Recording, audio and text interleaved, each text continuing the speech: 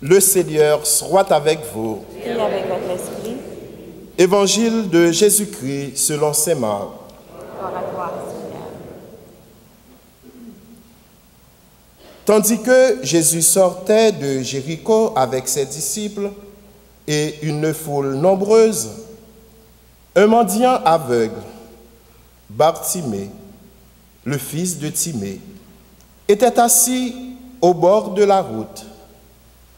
En apprenant que c'était Jésus de Nazareth, il se mit à crier, « Jésus, fils de David, aie pitié de moi !» Beaucoup de gens l'interpellaient vivement pour le faire taire. Mais il criait de plus belle, « Fils de David, aie pitié de moi !» Jésus s'arrête et dit, « Appelle-le. » On appelle donc l'aveugle et on lui dit, « Confiance, lève-toi, il t'appelle. » L'aveugle jeta son manteau, bondit et courut vers Jésus. Jésus lui dit, « Que veux-tu que je fasse pour toi? Rabouni, que je vois. » Jésus lui dit, « Va, ta foi t'a sauvé. » Je vous demande tous, toutes, de reprendre cette petite phrase de Jésus, « Va, ta foi t'a sauvé. » Ensemble, « Va, ta foi t'a sauvé. » Aussitôt, l'homme se mit à voir et il suivait Jésus sur la route. Acclamons cette parole du Seigneur.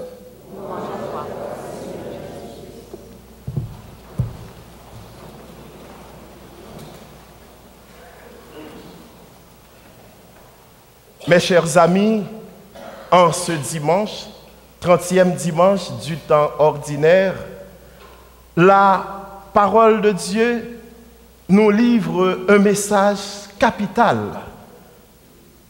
Dans l'Évangile, saint Marc nous donne une image dynamisante, une scène concrète. Et la parole de Dieu, en ce jour, nous invite, frères et sœurs, à devenir des athlètes de foi.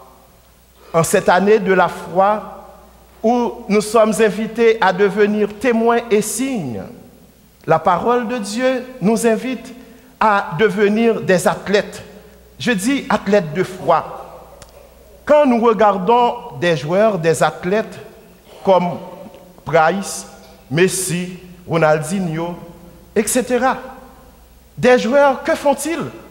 Ils préparent soit une compétition nationale ou internationale. Ils préparent. Et je disais donc, nous autres chrétiens, à chaque fois que nous sommes venus participer à l'Eucharistie, nous sommes venus vivre un ressourcement pour aller dans la société, pour témoigner, pour être signe et témoin de foi. Et en ce dimanche, la parole de Dieu, l'Évangile, nous donne, frères et sœurs, 3 grandes leçons. Je pourrais dire 3 grandes attitudes que nous devons adopter dans notre vie pour devenir témoins et signes et athlètes de foi. D'abord, ça va être un aveugle qui va donc nous donner les 3 belles leçons.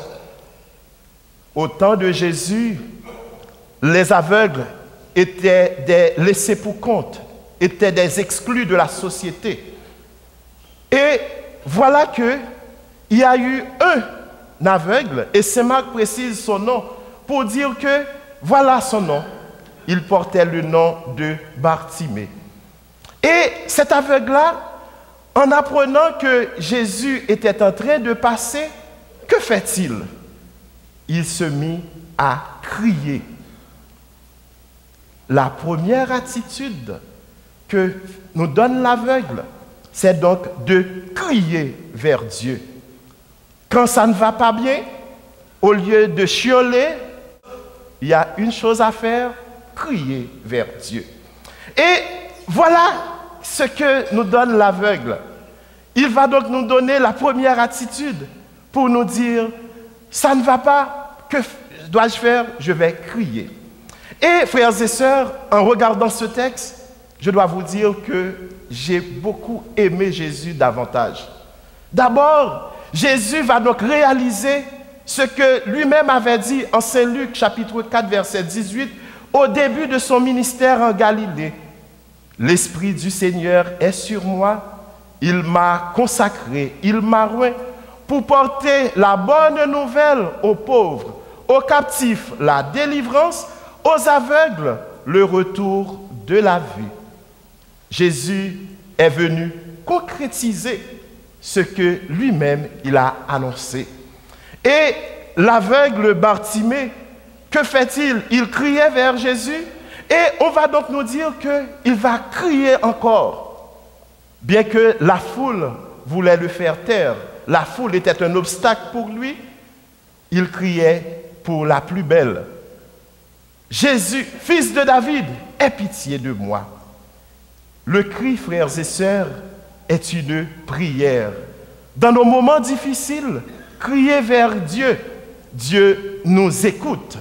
Et la seconde attitude que nous livre Bartimée, c'est donc la persévérance. Dans nos obstacles, dans nos situations difficiles, de ne pas baisser les bras, mais de persévérer. Je vais vous dire un peu de m'aider à retenir les attitudes ou bien les leçons parce que ça peut m'arriver que je les oublie. La première, c'était donc de crier vers Dieu. La seconde, c'est donc la persévérance. La persévérance, c'est par la persévérance, nous dit Jésus, que vous obtiendrez le salut. Et cette attitude de persévérer jusqu'au bout, il nous faut cela en cette année et dans notre vie, d'être des personnes persévérantes, malgré les obstacles qui peuvent nous arriver, de ne pas baisser les bras, de persévérer jusqu'au bout. Et Jésus nous dit, c'est par la persévérance que vous obtiendrez le salut. Ce n'est pas quelque chose qui est facile, mais ça entre dans l'ordre du possible, de persévérer. Même si ça ne va pas, on persévère. Troisième attitude que l'aveugle va donc nous livrer, c'est à partir de la rencontre. Une fois qu'il crie vers Jésus, que fait Jésus? Jésus s'arrête. Et automatiquement, la foule qui disait de se taire à l'aveugle va donc changer de comportement. Confiance, lève-toi, il t'appelle. Et que fait Jésus, frères et sœurs? Jésus, en bon pédagogue, nous laisse libres. Jésus va donc lui poser cette question. Cette question que Jésus lui-même avait posée à Jacques et à Jean quand leur maman est venue demander de donner une place à mes fils. Jésus va donc poser cette question à l'aveugle Bartimée. Que veux-tu que je fasse pour toi? Et Bartimée va donc dire quelque chose d'extraordinaire. Rabouni, maître que je vois. Il reconnaît en Jésus qu'il est mon maître. Il n'a pas dit Rabbi, Rabouni, mon maître que je vois. Et on nous dit, après, à partir de cette rencontre entre lui et le Seigneur va donc lui déclarer une chose extraordinaire. Va, ta foi t'a sauvé. Va, ta foi t'a sauvé. Cela veut dire, crois et ne crains pas, allez apporter la bonne nouvelle. Va porter la bonne nouvelle. Va dire que je suis venu apporter le salut pour toute l'humanité. Va, ta foi t'a sauvé. Et c'est ce que, frères et sœurs, nous vivons à chaque fois que nous sommes venus participer dans l'Eucharistie. Quand nous retournons à la maison où nous allons faire descendre la messe dans la rue, nous allons déclarer que notre foi est sauvée en Jésus-Christ, car il est le seul capable de nous aider. Et à partir de cette rencontre, ça va donc nous donner la troisième attitude de Bartimée, la confiance. Il met sa confiance dans le Seigneur. Et chose qui est vraiment intéressante, c'est que Bartimée, aveugle, vous venez de voir la vue, au lieu de dire « Ah, je vais retourner à la maison pour voir comment était ma maison, les gens, papi ou bien mamie, ou bien... » Non, Saint Marc nous dit, il se mettait en route avec Jésus. Cela veut dire qu'il est devenu disciple pour aller, pour continuer la mission de Jésus. C'est ce que nous sommes venus vivre à chaque fois que nous sommes venus participer dans l'Eucharistie. Quand le prêtre nous dit « Allez dans la paix du Christ », à ce moment-là, nous vivons cette dimension d'apôtre, d'aller porter la bonne nouvelle dans la maison, à la famille, là où nous sommes. Une belle page d'évangile que nous livre Saint Marc aujourd'hui. Une page d'évangile pour raviver notre foi, pour avoir une foi pure, une foi agissante. Frères et sœurs, 3 attitudes à mettre en application: à crier vers Dieu, à être des personnes persévérantes et à avoir la confiance. Dans notre pastoral du sanctuaire, il y a un jeune qui va donc adresser une prière. Et je vous invite à entrer en nous-mêmes pour demander à Dieu de nous donner une foi agissante, une foi pure, comme nous dit le Père de Montfort.